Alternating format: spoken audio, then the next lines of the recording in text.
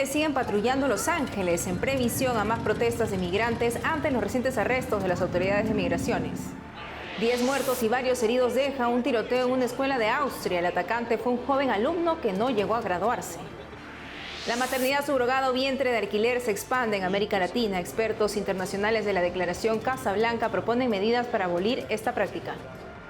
Nueva ley en Perú reconoce la vida antes del nacimiento y permite inscribir en el registro civil a los niños fallecidos en el vientre materno. El rector de la Basílica de San Agustín en Roma explica cómo el mensaje del Papa León XIV sobre la paz se inspira en el pensamiento agustiniano. EWTN Noticias habla con el agustino sobre el aporte de esta espiritualidad al gobierno de la Iglesia. Hola Natalie, comenzando el programa. Así es, Eddie, comenzamos este programa con los televidentes de nuestros estudios en Lima, Perú. Gracias por acompañarnos en EWTN Noticias. Soy Eddie Rodríguez Morel. Bienvenidos, yo soy Natalie Paredes. Empezamos las noticias desde Los Ángeles, Estados Unidos, donde los militares siguen patrullando la ciudad luego de las protestas de migrantes por los arrestos ejecutados por el Servicio de Inmigración el fin de semana. El arzobispo de Los Ángeles, Monseñor José Gómez, pide moderación y calma tras la violencia durante las manifestaciones. A las autoridades, el prelado dijo que no había necesidad de acciones que provoquen miedo y ansiedad entre inmigrantes trabajadores comunes y sus familias. Veamos el informe de EWTN Newsnight. Las personas que están causando el problema son agitadores profesionales, son insurrectos, son malas personas. Deberían estar en la cárcel. Gracias. Mientras el presidente Donald Trump llegaba a la Casa Blanca, al otro lado de la nación, en Los Ángeles, imágenes de los daños de las protestas, restos de autos incendiados y piedras y scooters eléctricos lanzados contra vehículos de la patrulla de carreteras de California, rompiendo ventanas. El presidente Trump invocó una disposición legal que le permite desplegar tropas federales cuando hay una rebelión o peligro de rebelión, autorizando el despliegue de 2.000 miembros de la Guardia Nacional. Yo no lo llamaría una insurrección, pero podría haber llevado a una insurrección. Quiero decir que fue mucho daño que estaba pasando anoche, lo vi muy de cerca. Pero el gobernador Gavin Newsom, un demócrata, publicó: esto es exactamente lo que Donald Trump quería. Él incendió los incendios y actuó ilegalmente para federalizar la Guardia Nacional. La orden que firmó no solo se aplica a California, le permitirá ir a cualquier estado y hacer lo mismo. Lo estamos demandando. En el Jardín Sur, el presidente Trump le dice a los periodistas: Me gusta Gavin Newsom. Es un buen tipo, pero es tremendamente incompetente. Todo el mundo sabe que todo lo que tienes que hacer es mirar el pequeño ferrocarril que está construyendo. Es alrededor de 100 veces por encima del presupuesto. Estamos poniendo un mástil de bandera ahí por debajo del presupuesto. Miembros de la administración Trump hablan. El director del FBI, Kash Patel, promete: restauramos la ley y el orden. Y añade: no les estoy preguntando, les estoy diciendo. Y la secretaria de Seguridad Nacional, Kristi Noem, dijo al canal CBS: el presidente Trump está priorizando la seguridad de nuestros agentes del orden y prefirió la seguridad de esta comunidad antes que esperar a que el gobernador Newsom recupere la cordura. El presidente Trump también acusa al gobernador Newsom y a la alcaldesa de Los Ángeles, Karen Bass, de describir las protestas de Los Ángeles como pacíficas, pero la alcaldesa responde: parece que esto es un caos intencional. Hablé con representantes de la administración Trump anteriormente para decirles que el Departamento de Policía de Los Ángeles podía controlar lo que estaba sucediendo aquí y que no había necesidad de federalizar a las tropas, por lo que tener esto aquí es simplemente una provocación. Ahora escuchemos qué es lo que piensan los migrantes venezolanos, uno de los grupos con más restricciones para su ingreso al país, impuestos por el gobierno. Nuestro corresponsal Andrés Enríquez nos cuenta. Las recientes restricciones de viaje hacia los Estados Unidos, impuestas por el gobierno de Donald Trump, impactaron a millones de venezolanos que tienen puestas sus esperanzas en volver a ver a sus familiares en ese país y de los que luchan a diario por mejores oportunidades laborales y de estudio. Uno piensa en su familia, en la familia que está aquí, que se pensaba irse para allá, y en los que están allá. Entonces, no sé, estoy como en shock. Venezuela fue incluida en una lista de 19 países que prohíbe o limita el ingreso de sus nacionales a los Estados Unidos. Las visas de negocios, turismo y de permanencia temporal para estudiantes venezolanos están suspendidas de manera indefinida. Somos personas que vamos surgiendo cada día más y con el esfuerzo que hicimos nuestra familia en apoyar a mi hermano, porque de verdad es una persona muy estudiosa y le encanta esa carrera, y fue allá a estudiarla, porque ya sé un poco más el estilo de vida más mejor, como quien dice. Entonces, todo el esfuerzo que hicimos nuestra familia y con todo eso que no puede estar O sea, su visa ya de estudiante ya no importa mucho. En mayo, los obispos de Estados Unidos se pronunciaron en contra de las medidas tomadas por Trump sobre los venezolanos, asegurando que son contraproducentes para la propia comunidad estadounidense y tendrán un impacto adverso para toda la sociedad. Los obispos dijeron que siguen instando al gobierno de Trump a que colabore con el Congreso en una reforma significativa del sistema de inmigración que permita una regulación adecuada de las fronteras y una inmigración humana y ordenada. Yo tengo muchos amigos que se han ido a Colombia, a República Dominicana, a México a sacarse la visa de los Estados Unidos, se han gastado un dinero, le han dado la visa de los Estados Unidos y ahora no van a poder entrar. Entonces, no sé qué va a pasar, qué va a pasar. El episcopado venezolano también denuncia el maltrato hacia los venezolanos migrantes en los Estados Unidos. Los obispos, aunque reconocen el derecho de una nación a proteger sus fronteras, llaman con firmeza a promover medidas migratorias más humanas. ¿Qué más podemos de estar peor a lo que ya estamos viviendo? Desde el presidente Trump para acá, todo yo lo veo peor. El Instituto de Políticas Migratorias de Estados Unidos calcula que 770,000 venezolanos viven en el país. Son menos del 2% de más de 47 millones de inmigrantes, según el análisis de febrero de este año. En Caracas, Venezuela, Andrés Enríquez, EWTN Noticias. Y en Austria, al menos 10 personas murieron este martes en un tiroteo en una escuela secundaria en la ciudad de Graz. La mayoría de víctimas son alumnos y un adulto. También hay 2 heridos, algunos de gravedad, según anunció el ministro del Interior. El autor de la masacre se disparó a sí mismo en un baño del instituto, confirmó la policía. Se trata de un antiguo alumno austriaco de 21 años que no llegó a graduarse, según la policía. El agresor utilizó 2 pistolas compradas de forma legal. La alcaldesa Elke Kar calificó los acontecimientos como una terrible tragedia. El obispo de Graz-Sekau dio sus condolencias a los estudiantes, profesores y familiares de las víctimas y pidió oraciones por ellas. Escuchemos más detalles del caso. Alrededor de las 10 de la mañana recibimos un informe de varios disparos en un edificio del barrio Borg, Dreierschützengasse, Graz. Como resultado, se inició la operación y se desplegó una unidad especial Eco Cobra. La situación ya está asegurada, lo que significa que ya no hay peligro para la población, pero se han producido varias víctimas mortales. Podemos confirmar con certeza que ha habido varias muertes. Los demás estudiantes que se encontraban en el edificio han sido evacuados y alojados en el vecindario con un equipo de intervención en crisis. Los hechos aún se están esclareciendo. Para nosotros era importante controlar la situación para que no hubiera más peligro. Ya no hay peligro para la población. Maternidad subrogada para unos, vientre de alquiler para otros. Un cuestionable recurso para tener hijos se viene extendiendo por Latinoamérica. Hace unos días, Lima fue el punto de encuentro de expertos internacionales comprometidos en la abolición de este método para traer niños al mundo. Nuestro corresponsal Abel Camasca profundizó con ellos sobre esta práctica y nos explica. Veamos. Especialistas en bioética, derecho y comunicación se reúnen en un hotel para analizar una problemática que impacta los derechos de mujeres y bebés en todo el mundo, la maternidad subrogada. Esta práctica de reproducción asistida consiste en que una mujer geste un hijo para otra pareja. Quienes se oponen a la maternidad subrogada integran la Declaración de Casablanca, una organización fundada en 2023 en Marruecos. Soy el director ejecutivo de la Declaración de Casablanca, una ONG que informa sobre los riesgos y los peligros de la maternidad subrogada en el mundo y promueve activamente un tratado internacional a nivel de Naciones Unidas para abolir esta práctica.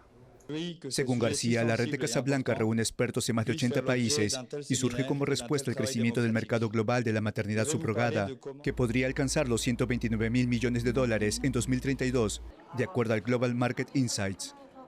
Para visibilizar los riesgos en Latinoamérica, Casablanca organizó en Lima su tercera conferencia internacional, donde cerca de 20 especialistas expusieron el lado oscuro de este negocio.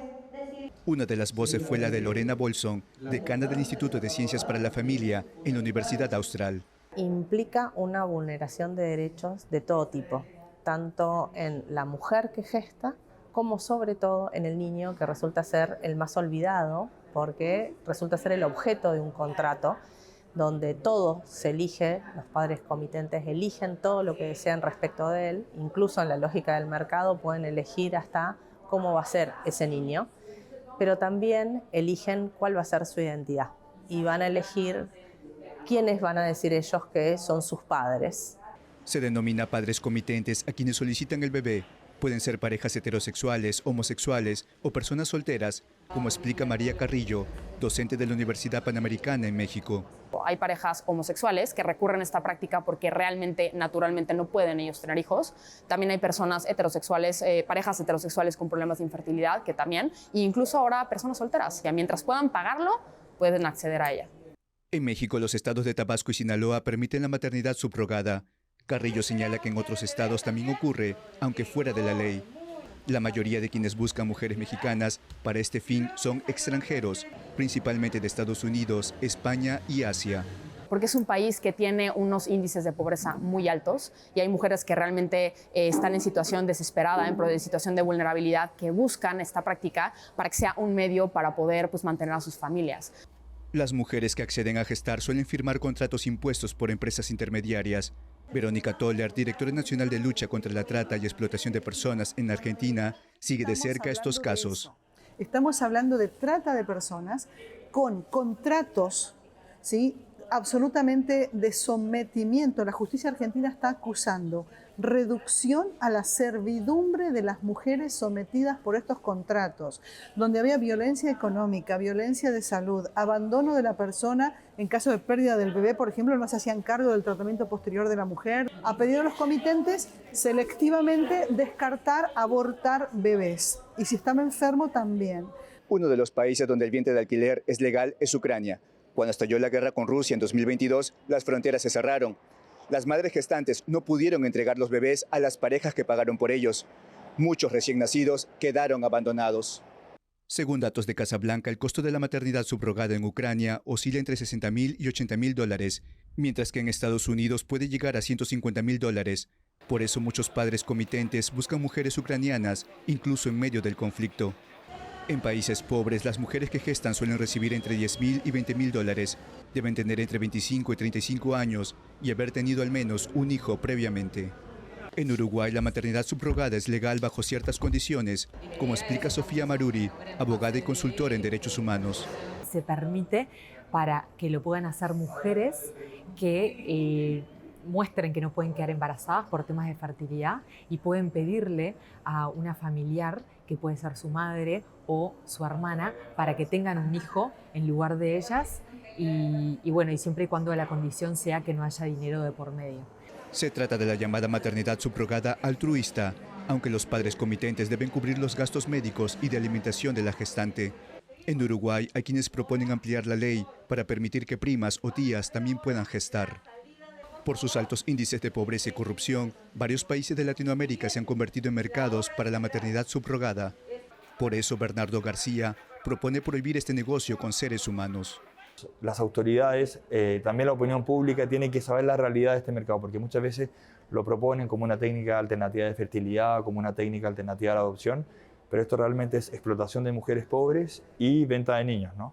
Finalmente, ante el dolor de las parejas que desean tener hijos y no pueden, los especialistas de Casablanca las animan a optar por la adopción, donde muchos niños esperan una familia y un hogar lleno de amor. En Lima, Abel Camasca, EWTN Noticias. En el Perú, el Círculo de Apoyo ante el Duelo impulsó la Ley Estrella, una ley para reconocer legalmente la vida de los no nacidos en el vientre materno de las peruanas, un modo concreto de reconocer que hay vida antes del nacimiento. Para contarnos más sobre esta gran iniciativa, estamos con Stephanie Schmidt, psicóloga perinatal de la Red Peruana de Salud Mental Perinatal. ¿Cómo estás, Stephanie? Un gusto tenerte con nosotros en EWTN Noticias. Gracias, Natalie. Un gusto estar acá también. Coméntanos un poco en qué consiste este proyecto que impulsaron sobre la Ley Estrella. La Ley Estrella se impulsó gracias a dos colectivos de madres en duelos, el colectivo del Círculo de Apoyo, el colectivo Ley Estrella y también la Red Peruana de Salud Mental Perinatal. Y tiene como objetivo 3 puntos principales. Uno de ellos es reconocer el 15 de octubre como el Día Nacional del Duelo Gestacional, Perinatal y Neonatal. El segundo punto es un registro ante el RENIEC, voluntario y simbólico, para todos aquellos bebés fallecidos durante la gestación, independientemente de la semana de gestación. Y el tercer punto es elaborar un protocolo de atención que busca una atención digna a todas las madres y familias que atraviesan el fallecimiento de sus bebés durante la gestación. ¿Y qué se ha logrado desde que se aprobó esta ley? ¿Ya se puede inscribir a los nacidos en RENIEC? Sí, la ley es una realidad desde octubre. El protocolo se está elaborando, ahorita esta elaboración está a cargo del MINSA, esperamos que pronto pueda salir. El 15 de octubre ya es el Día Nacional, ¿no?, del duelo gestacional, perinatal y neonatal, y lo que ya es un hecho, digamos, y ya está sucediendo también es el registro a cargo de RENIEC. La importancia, digamos, de este registro es poder darle a este hijo que fue seguramente muy buscado, muy deseado, ¿no?, la identidad. Y el Círculo de Apoyo ante el Duelo también acompaña a esas madres. ¿De qué manera lo hace? El Círculo de Apoyo es un grupo de madres y padres también, familias en duelo, que bueno, se juntan porque obviamente empiezan a compartir experiencias y empiezan a compartir sentires y cosas que han vivido similares. Entonces deciden acompañarse, compartir las vivencias, cómo se sienten. Estos duelos gestacionales, neonatales, son duelos que se viven de maneras muy particulares, ¿no? Hay de repente mucho silencio, algunos tabúes todavía en la sociedad. Son duelos que suelen acompañarse muy pocos, ya sea porque nadie sabía que estabas embarazada o porque de repente se nos hace muy difícil hablar cuando alguien pierde un hijo en gestación. Entonces nace como una forma de acompañar y las mamás se han organizado de tal manera que todos los meses o en fechas especiales, por ejemplo, como el Día de la Madre, el Día del Padre, Navidad, hacen actividades para acompañarse, ¿no?, que pueden ser desde elaborar unas pulseritas como un recuerdo y para tener de alguna manera presente a sus hijos. Llamamos a los bebés estrella, ¿no? Los bebés que han fallecido en gestación se les representa a través de una estrella. Entonces puede ser una pulserita con una estrellita o con el nombre de sus hijos. También elaboran, por ejemplo, en conjunto unas cajas, ¿no?, de recuerdo que se donan o también en algunos casos se venden a las familias que lo solicitan. Y estas donaciones son, por ejemplo, para hospitales donde hay mamás que están internadas y van a dar a luz o de repente que llegan a ser internadas porque no hay latidos, porque algo pasó con sus bebés. Entre las cosas que contienen hay mantas para poder envolver a los bebés, hay unas bolsitas para poder poner mechoncitos de cabello para no tener algo de tu bebé o para poder registrar sus huellas. Hay unas pulseritas, ¿no?, una para que se ponga la mamá, otra se la queda el bebé. Y toda esta labor que ustedes están haciendo, bueno, a través de este proyecto también que se ha aprobado, revela también la dignidad, ¿no?, del no nacido, y eso es lo más importante también, ¿no? Sí. ¿Dónde pueden comunicarse las madres que viven esta experiencia? Todas las familias que lamentablemente transiten o hayan transitado, incluso no importa si fue hace meses o hace años, pueden igual contactarse con el Círculo, a las redes del Círculo del CAT, ¿no?, Círculo de Apoyo ante el Duelo, Círculo de Apoyo ante el Duelo Perú, ¿no?, a la Red Peruana de Salud Mental Perinatal también, y a la página también de Perinatal PE. Stephanie, gracias. Aquí vamos a dejar en pantalla a dónde pueden contactarse. Gracias por estar aquí con nosotros. Muchas gracias a ustedes por ayudarnos a difundir y a llegar a más familias que necesitan poder, digamos, acompañarse y tener ese alivio y sentirse sostenidas en estos tránsitos, ¿no? Así es. Gracias. Gracias a ti, Natalie. Y con motivo del jubileo de la Santa Sede, el Papa León XIV se reunió con los nuncios apostólicos o representantes pontificios en el Vaticano hoy y les recordó la misión de construir relaciones dando testimonio de la caridad de Cristo. El Santo Padre les recordó que cuenta con ellos para que en los países donde viven todos sepan que la Iglesia siempre está dispuesta a todo por amor. Antes de entregarles el anillo con la frase grabada Sub Umbra Petri, que describen bien el significado de su servicio, León XIV los invitó a sentirse siempre unidos a Pedro, al mismo tiempo que les recordó que solo en la obediencia y en la comunión efectiva con el Papa, su ministerio podrá ser eficaz para la edificación de la Iglesia en comunión con los obispos locales. Hacemos una pausa y al volver, con la campaña Motivos Sobran, tu ayuda falta, la Fundación Pontificia Ayuda a la Iglesia Necesitada celebra 60 años en España. Además, el rector de la Basílica de San Agustín en Roma explica cómo el mensaje del Papa León XIV sobre la paz se inspira en el pensamiento agustiniano. EWTN Noticias habla con el agustino sobre el aporte de esta espiritualidad al gobierno de la Iglesia. Regresamos con más noticias con Enfoque Católico.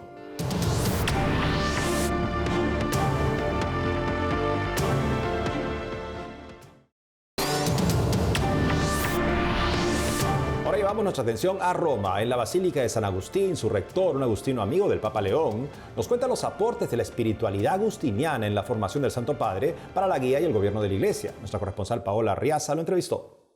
En la Basílica de San Agustín, en Campo Marzio, se guardan las reliquias de la madre de uno de los pensadores más influyentes de la historia de la Iglesia Católica. Aquí se custodian las reliquias de Santa Mónica, la madre de San Agustín, y fueron trasladadas de una primera tumba a la que hoy vemos debajo del altar. Y aquí acuden muchas madres a rezar a Santa Mónica, sobre todo por la conversión de sus hijos. Santa Mónica es conocida por su intensa oración para la conversión de su hijo. El padre Pascual Cormío, rector de la Basílica de San Agustín, recuerda que el mismo San Agustín escribió en su obra Confesiones que gran parte de su conversión fue fruto de las incansables oraciones de su madre. San Agustín de Hipona recibió su bautismo a los 33 años, fuera de la ciudad de Milán. Mónica fue una mujer que, por así decirlo, persiguió constantemente a su hijo, por tierra y por mar. En eso reconocemos una novedad en la figura femenina, en una sociedad como la del siglo IV y V, donde las mujeres estaban esencialmente relegadas a la vida doméstica y a la formación cristiana. El Papa León XIV, como miembro de la Orden de San Agustín, frecuentaba esta basílica durante sus años como prefecto del dicasterio para los obispos. El cardenal Prevost es el primer agustino en convertirse en papa en la historia de la Iglesia. Sus raíces agustinas vienen de sus primeros días de formación, en el noviciado de la Orden de San Agustín. Tras su ordenación sacerdotal en 1982, Prevost se unió a la misión agustiniana en Perú en 1985 y en 2001 fue elegido prior general de los agustinos. La espiritualidad agustiniana está presente en las palabras del pontífice. Ahora también escuchamos diferentes discursos del Papa y a menudo encontramos citas de San Agustín. Precisamente su discurso en el saludo pronunciado en el momento de su elección, cuando invitó a todos como iglesia a cambiar juntos, precisamente después de haber dicho: soy hijo de Agustín, me siento y soy agustiniano. El padre Pascual Cormío explica que la reflexión del Papa sobre el balance entre la fe y la razón tiene sus orígenes en su formación agustina, especialmente el discurso del Papa en el que subraya que la paz solo es posible donde hay caridad y unidad, una reflexión que, según el rector de la Basílica, proviene del pensamiento de San Agustín. Reconocemos en su persona la capacidad de reunir estos diferentes aspectos: un hombre de oración, un hombre de fe, un hombre de cultura, pero también un pastor, un misionero, un hombre de gobierno que sabe valorar verdaderamente todos los aportes propios de la espiritualidad como una riqueza que abarca a toda la humanidad. El padre Pascual recuerda la elección del pontífice el 8 de mayo con gran emoción y explica que ha sido una sorpresa para todos los de la orden. En Roma, Paola Arriaza, EWTN Noticias. Y la sección española de la Fundación Pontificia Ayuda a la Iglesia Necesitada en España celebra 60 años de presencia en el país con la campaña Motivos sobran, tu ayuda falta. Nuestro corresponsal Nicolás de Cárdenas explica esta labor. No puedo vivir mi fe sin ayudar a los hermanos que sufren por ser cristianos. Iglesia somos todos, también los que son perseguidos. Con tu aportación, Ayuda a la Iglesia Necesitada podrás seguir sosteniendo cada año más de 5.000 proyectos de apoyo a la Iglesia pobre y perseguida en 130 países. Haz tu donativo ya en acnmotivosdeesperanza.org. Motivos sobran. Tu ayuda falta. Con esta campaña Ayuda a la Iglesia Necesitada en España celebra 60 años de trabajo constante en el país, donde ya están presentes en más de 40 de las 70 diócesis, como explica a EWTN su director José María Gallardo. Yo estoy recién llegado, con lo cual el legado que me han dejado ha sido un legado impresionante de crecimiento de la Fundación Pontificia dentro de nuestro país. El padre López Quintás fue el que hace 60 años tuvo junto al padre Berenfreit la oportunidad de mostrar esta fundación y de crear esta fundación en nuestro país, y a partir de entonces lo que hemos hecho ha sido apoyar, junto con las otras 24 oficinas que existen en todo el mundo y la oficina internacional de Conisten, miles y miles de proyectos, más de 5.000 proyectos al año en más de 130 países. Esta labor sería imposible sin el apoyo de los delegados diocesanos, un equipo de 200 voluntarios y, por supuesto, con los que donan generosamente. Para nosotros es un privilegio contar con el apoyo de tantos y tantos benefactores que quieren apoyar la evangelización, la misión ad gentes, para que la Iglesia no se pare. Y no olvidemos que las personas y la Iglesia necesitada es nuestra esperanza y nosotros también somos su esperanza. De entre los benefactores, Gallardo destaca el ejemplo de un sacerdote de Madrid que ha decidido legar en vida todos sus bienes a la fundación. Ha cedido incluso los fondos, que los estamos custodiando, y de vez en cuando viene para poder retirar algo de dinero para sus gastos mensuales. En la fundación hay un equipo profesional del que forma parte José Fernández Crespo, director de promoción. Lo que hacemos es llevar la iglesia sufriente, ¿no?, y la iglesia discriminada y perseguida a aquellos lugares donde no se les conoce, ¿no?, más bien donde se la desconoce, ¿no?, pero también apoyar al sacerdote en su labor pastoral, que eso es lo que es nuestra identidad. Caos. Así acompañan cada tiempo litúrgico con diferentes actividades de oración y concienciación, también en colegios y en colaboración con nuevas realidades de la Iglesia. Antes nos llamaban muchos párrocos, ¿no?, y ahora, por ejemplo, la cosa cambia, va cambiando. Y es muy interesante, porque aparecen nuevos movimientos, aparecen nuevas realidades. Esto ha ayudado al crecimiento de ayuda a la Iglesia necesitada en España, destacable especialmente en los últimos años.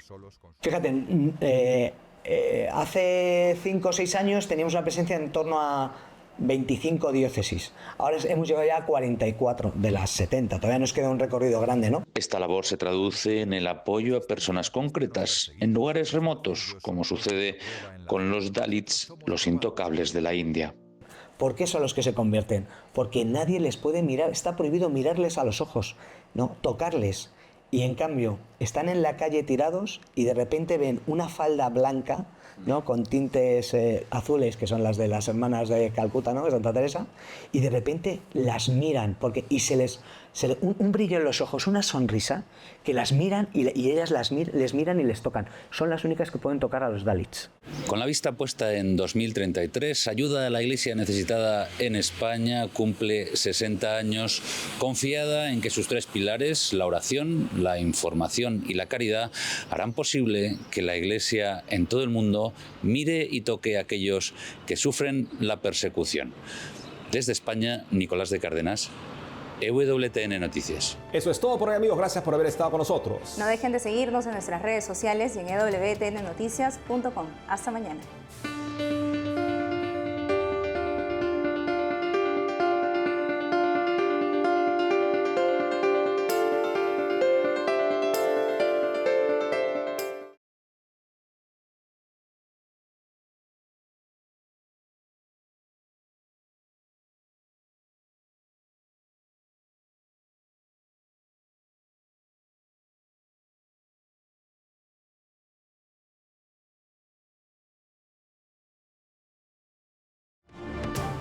Hoy en EWTN Noticias, el vientre de alquiler se expande en América Latina. Expertos internacionales proponen medidas para abolir esta práctica. Además, el rector de la Basílica de San Agustín en Roma explica cómo el mensaje del Papa León sobre la paz se inspira en el pensamiento agustiniano. Esto y más en EWTN Noticias.